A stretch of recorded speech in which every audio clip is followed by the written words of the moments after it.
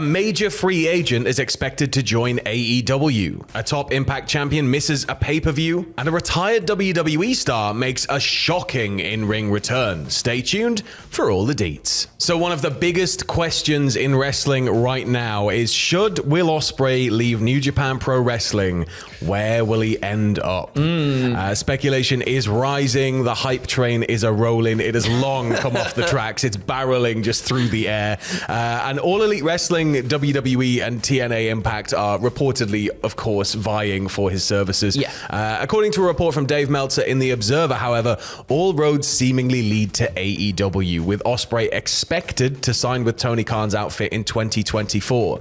Now, while Meltzer doesn't rule out a move to WWE for the aerial assassin, the lighter road schedule means that Ospreay could potentially still work for the company full-time without moving his family out of the UK, something that he would prefer to do rather than a full US relocation for them all. Ospreay's also recently hired infamous pro wrestling agent Barry Bloom, who is an absolute G, who's, he works with Chris Jericho, Kenny Omega, and the Bucks. He used to work, I think he used to be Triple H's agent and stuff. Like he's been involved with a lot, I think all the way back to Jesse Ventura, like way back in the day. Wow. So possibly the best agent you could have in a situation like this. But he's helped people recently secure some massive deals with AEW. So he seems like the right guy for this situation.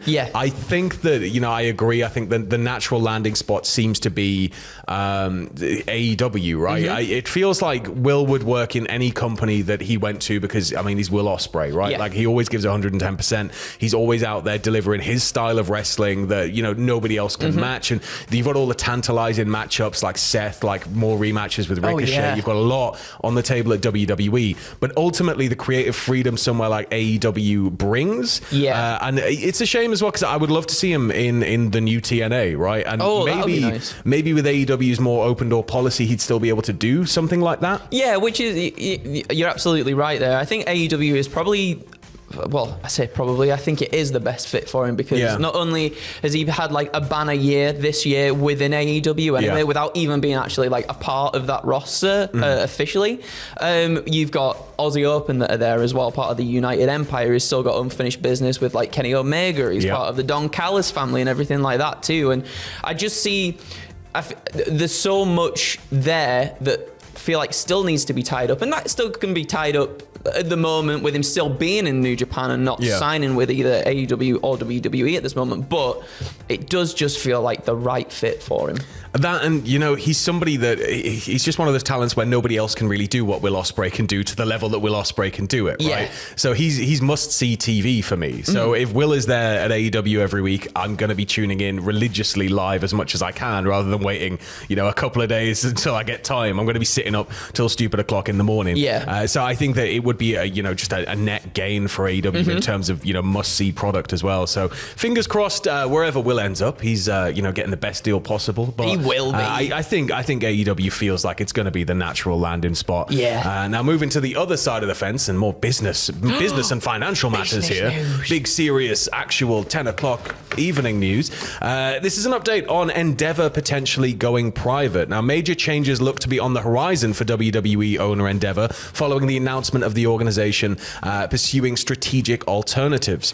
Endeavor's majority owner Silver Lake has since announced that they're working on a proposal to take the company private. So Endeavor are looking at strategic alternatives, and it stems from the belief that Wall Street undervalues the company's stock. It was hoped that separating UFC from Endeavor and moving it to TKO in a merger with WWE would improve their overall stock price, but that's not really been the case. There's been a lot of people kind of who were investing and are kind of openly sort of questioning the price of the stock here at the minute, so it's no surprise they're doing the same. Although changes for Endeavor appear to be coming, Ari Emanuel stated in an email to staff that nothing will be changing with the TKO group or WWE. In an internal memo, he apparently also said, as part of this review, Endeavor will not consider the sales or disposition of its interest in TKO. So they're still very much, behind their new investment. But why wouldn't they be? I think it's just one of those things where they feel, I think as well, when you look at a publicly traded company, you have shareholders, right? You've got to make sure you're doing the best for the shareholders you can possibly be doing. When it's private, you have a bit more control. You have a bit more say. You're able to kind of, make big sweeping changes that you need to make because the company is private, right? So I think that overall it's going to give them slightly more control, and it's ultimately going to mean, you know, they don't have shareholders to the point where it's massive and public. But I think that if it gives them that control, then more power to them. As long as you know they keep to it, and you know there aren't any massive sweeping changes within WWE or TKO Group as a whole. You know, people don't really want to see them sort of decide, well, we're actually going to slash your budget a bit, and we're going to just sort of, here's a new shiny toy that's come along. Like, it feels like that's very much not going to be the case. I think that's it. And if I remember correctly as well, I think when the rumblings that Vince McMahon had a little bit of dabbling in certain things, I feel like I think the stock prices went down. So perhaps going back to being a private company, will hopefully help that raise back up again to a point where that was the interesting thing. I remember, I think it was a couple of weekends ago, me and Fraser reporting on it, that they initially thought that you know, the idea of Vince kind of coming back was going to tank everything, but then when Vince came back and went, I'm going to sell, it just went through the roof. It was like, okay, so it's sort of, I don't understand why they feel the stocks undivided. I don't really know too much about stocks and stuff, but like, I'm going to try and read up more. So the next time we come back and this is brought up, I'll have a bit of a better understanding of it.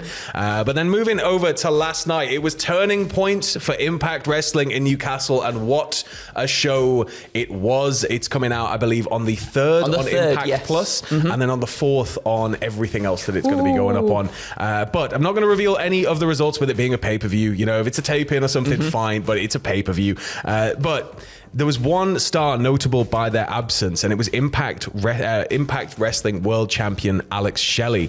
He was set to team with his Motor City Machine Guns partner Chris Sabin to take on Moose and Brian Myers, and instead it was shifted to have Chris Sabin tag in with Frankie Kazarian. So we were all kind of a bit taken aback by this as it was happening, but there was no announcement made within the building itself. It just sort of rolled through. Sources close to Impact revealed to us that Shelley sustained a leg injury during the Glasgow taping on Thursday night, and then subsequently since then, sources close to PW Insider have revealed that the injury is apparently an extremely pulled muscle in his calf. He was said to be extremely frustrated about being able to compete at the show, and that's understandable. I mean, especially a company like Impact or TNA, I can't believe we're going to call them TNA again.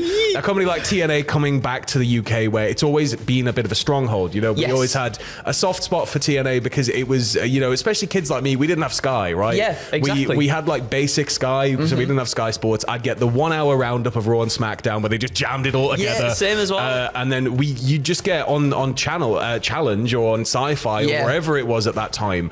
You would just get entire open TNA shows. You get pay-per-views. You get all sorts of goodness. And I think that to be able to come back to a market like that and then have something like this happen where now you can't compete in front of such a rabid audience who is desperate to see you, it's got to be really frustrating. But fingers crossed with it being just a pulled muscle. No matter how bad, hopefully, you know, there's 2 more shows to go in Coventry. Hopefully he's going to be fighting fit for those. I hope so. Because, you know, I mean, you just want to see him, right? Yeah, he's the world champion. The Motor City Machine Guns as well, one of the greatest tag teams, I think, in all of wrestling at the moment. And with Alex Shelley being the world champion too, I know, like, me and Joanne were hoping to go. We didn't go in the end, but she was like, hey, if I get to see Alex Shelley, I'll be happy.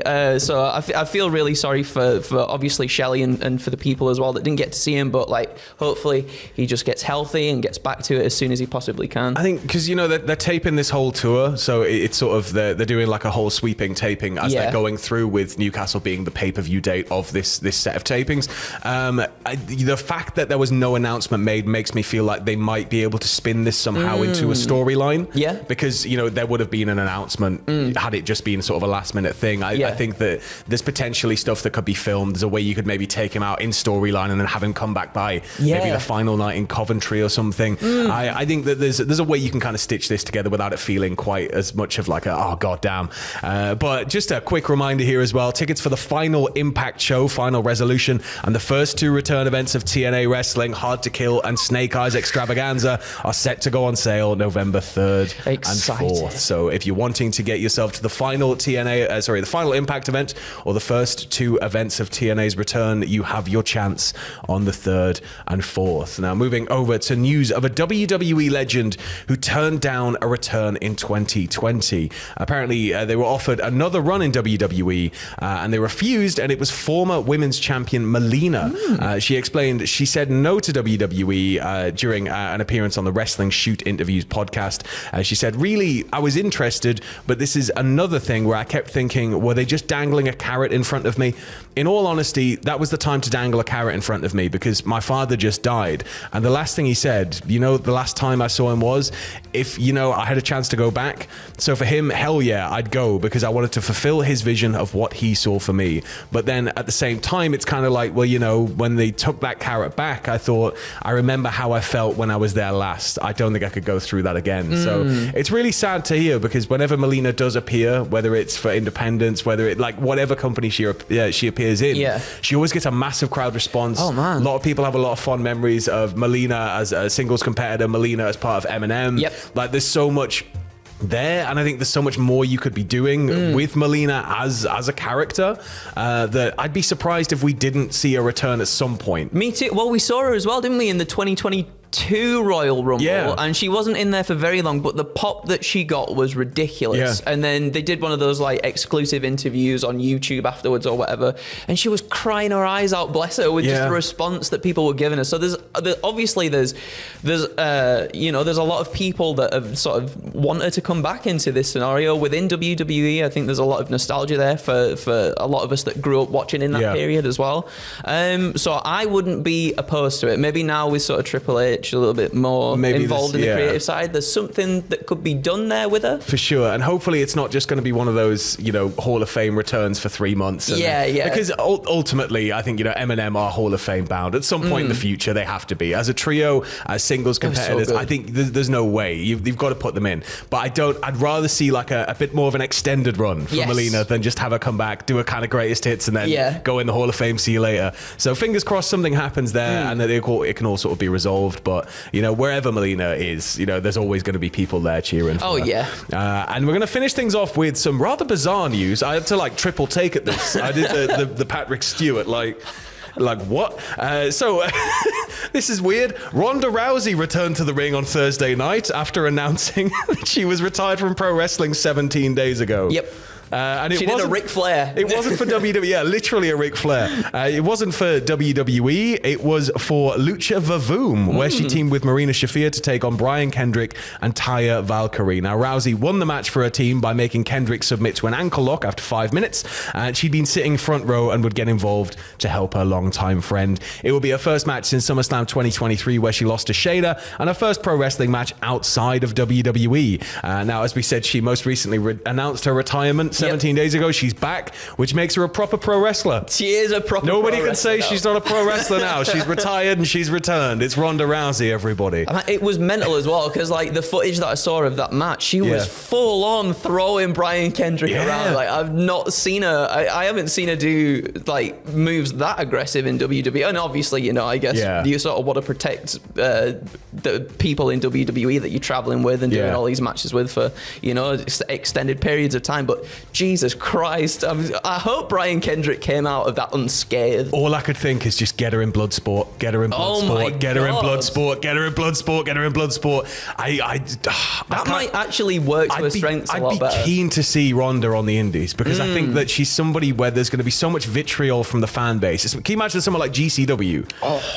There'll be so much vitriol from the fan base initially, but if she comes in and she just kills it every time. There's no way you can't. You're tantalizing me. She backs everything up that she says, right? So if you have a character like that for Ronda, I think that there's a lot there that I would not expect. This definitely, with what we saw from this here, if you go on social media and stuff, you probably see it as well. But now that you've said that, paired with what I've seen there, give it to me. It could just be one of those things where it's kind of a nice little, I'll come and do it. And it's she might never get in a ring again for a long time. But I'm kind of after, just get her in Bloodsport, man. Go on. Get her in Bloodsport. But that's it for your second dose of lovely bumper weekend wrestling news. We may be back later on if anything else breaks, but in the meantime, check out the podcast. If you're going to Impact in Coventry over the next couple of days, enjoy yourselves. It was a wonderful night last night. Just see you soon. Bye.